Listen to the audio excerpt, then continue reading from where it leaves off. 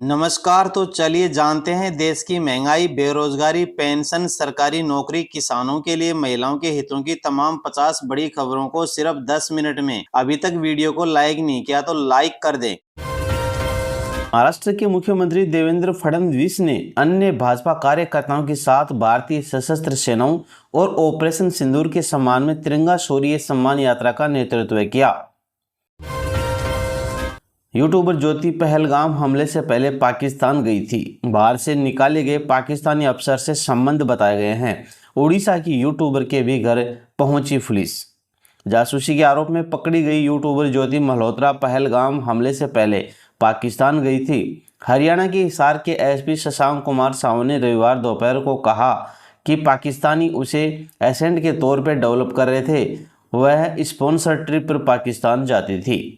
ज्योति की बात से निकाले गए पाकिस्तानी अफसर दानी से नज़दीकी थी। उसके यूट्यूब चैनल ट्रेवल विद जो पर अपलोड किए गए वीडियो से ही इस बात का पता चला। इसके बाद पूछताछ में ज्योति ने इस बात की पुष्टि की है।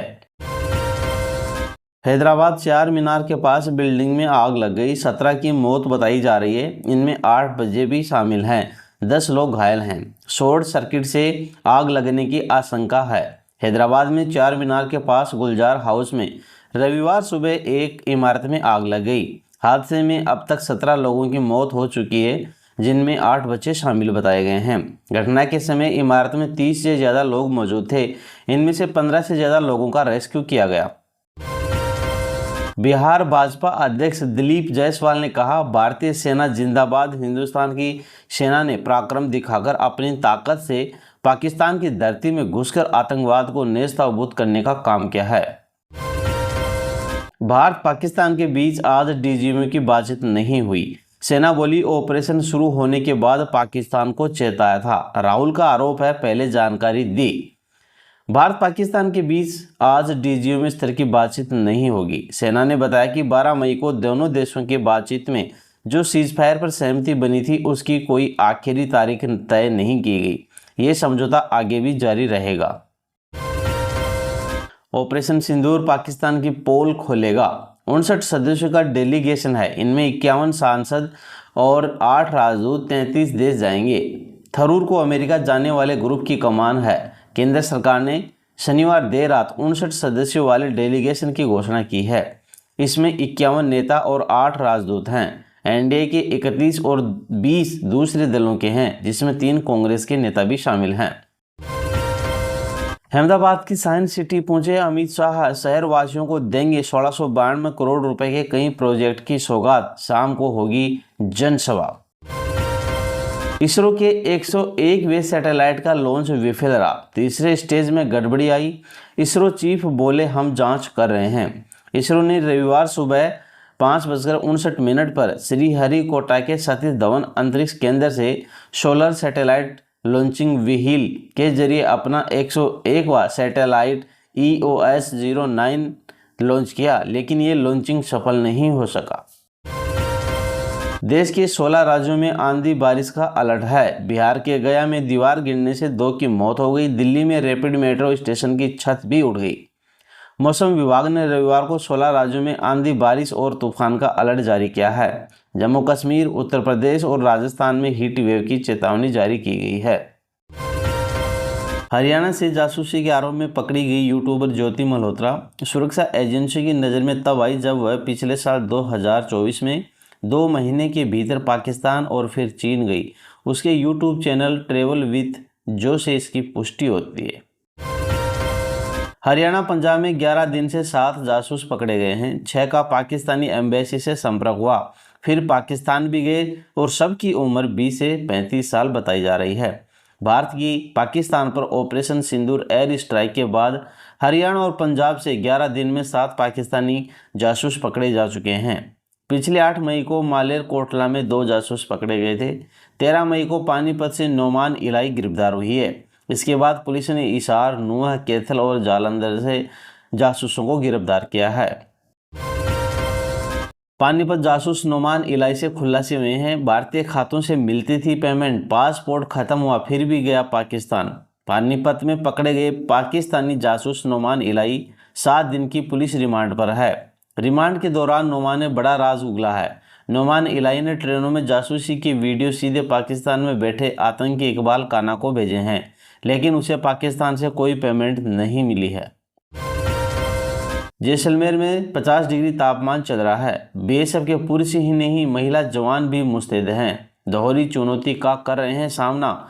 जैसलमेर में 50 डिग्री तापमान में भारत पाक सीमा पर बीएसएफ के पुरुष ही नहीं, महिला जवान भी मुस्तैदी से सुरक्षा में जुटी हैं। मौजूदा वक्त दोहरी चुनौती का सामना कर रहे हैं, इस बार अधिकारी चिंतित हैं। जैसलमेर में जहां जमीन से फूटी थी जलधारा, वहां होगा रिसर्च और डेनमार्क करेगा मदद। जाने इसके पीछे का क्या है राज। राजस्थान में बजरी माफियाओं का बहुत बड़ा आतंक है। पुलिस कर्मियों को डंपर से कुचलने का प्रयास किया गया, मच गई अफरा तफरी। राजस्थान में अवैध बजरी खनन माफियाओं ने आतंक बढ़ता ही जा रहा है। बजरी से भरे 3 डंपर को डीएसटी टीम ने रोकना चाहा तो चालकों ने पुलिस कर्मियों को कुचलने का प्रयास किया। एमपी सरकार ने बनाई मंत्री विजय शाह से दूरी, तबादला फाइलों पर भी रोक लगा दी है। कर्नल सोफिया कुरैशी पर विवादित बयान के बाद मंत्री शाह पर सरकार सख्त हो गई है। तबादलों फाइलों पर रोक लगा दी गई है, विभागीय मूवमेंट भी ठप कर दिया गया है। अब तुर्की नहीं जाएंगे जवाहर बाग के आम, लोगों ने किया बहिष्कार। भारत पाकिस्तान तनाव के बीच पाकिस्तान का समर्थन देने वाले तुर्की देश से सामान मंगाने और भेजने का बहिष्कार शुरू हो गया है। देश में कई लोग इससे जुड़े रहे हैं, वहीं राजधानी का सबसे बड़ा जवाहर आम बाग भी इसमें शामिल हो गया है। कौशाम्बी में एनकाउंटर हुआ, हत्या कर 4 करोड़ का कॉपर लूटने वाला बदमाश मारा गया। एसएचओ बाल बचे। उत्तर प्रदेश के कौशाम्बी में 4 करोड़ की लूट और ड्राइवर हत्याकांड का मुख्य आरोपी संतोष पुलिस मुठभेड़ में मारा गया। बीजेपी सांसद रवि किशन को मिलेगा संसद रत्न पुरस्कार 2025, लोकतंत्र में उत्कृष्ट योगदान के लिए सम्मानित होंगे। गोरखपुर से सांसद रवि किशन संसद में अपनी निरंतर उपस्थिति, प्रभावी बहसों और जनता से जुड़े मुद्दों को पुरजोर ढंग से उठाने के लिए पहचाने जाते हैं। प्रदर्शन के आधार पर संसद रत्न पुरस्कार 2025 के लिए चयनित हुए हैं। झारखंड में भाजपा विधायक पूर्णिमा दास साहू और झारखंड भाजपा महिला कार्यकर्ताओं ने ऑपरेशन सिंदूर के लिए भारतीय सशस्त्र बलों के सम्मान में तिरंगा यात्रा रैली का आयोजन किया। सोनीपत पहुंचे सीएम सैनी ने 104 करोड़ की पेयजल परियोजनाओं का शिलान्यास किया। मंच पर मिला त्रिशूल और पगड़ी। हरियाणा के मुख्यमंत्री नायब सिंह सैनी ने रविवार को सोनीपत के रोहतक रोड स्थित नई अनाज मंडी में आयोजित श्री गुरु गोरखनाथ प्रकट दिवस के राज्य स्तरीय समारोह में हिस्सा लिया। मोहाली में शराब से भरा ट्रक पकड़ा गया, 500 से अधिक शराब पेटी बरामद हुई हैं। चंडीगढ़ से जा रही थी हरियाणा, पुलिस जांच में जुटी हुई है। मोहाली में पुलिस ने शराब से भरा एक ट्रक पकड़ा है, इससे 500 से ज़्यादा शराब की पेटियां बरामद की गई हैं। ये शराब चंडीगढ़ से हरियाणा जा रही थी। ऑपरेशन सील के तहत यह कार्रवाई की गई है। पुलिस का कहना है कि इसे एक स्पेशल चेक पोस्ट पर पकड़ा गया। हालांकि पुलिस का कहना है कि मामले की अभी जांच चल रही है। अशोका यूनिवर्सिटी के प्रोफेसर अली खान गिरफ्तार।